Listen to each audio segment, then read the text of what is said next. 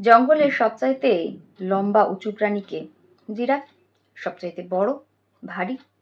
হাতি। সব থেকে প্রাণবন্ত? চিতা। সব থেকে চালাক? শিয়াল।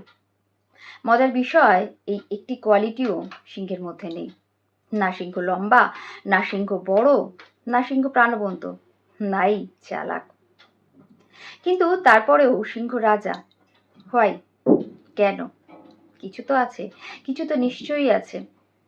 সিংহের মধ্যে আছে এক ইউনিক কোয়ালিটি। কি সেই কোয়ালিটি? Believe, confidence.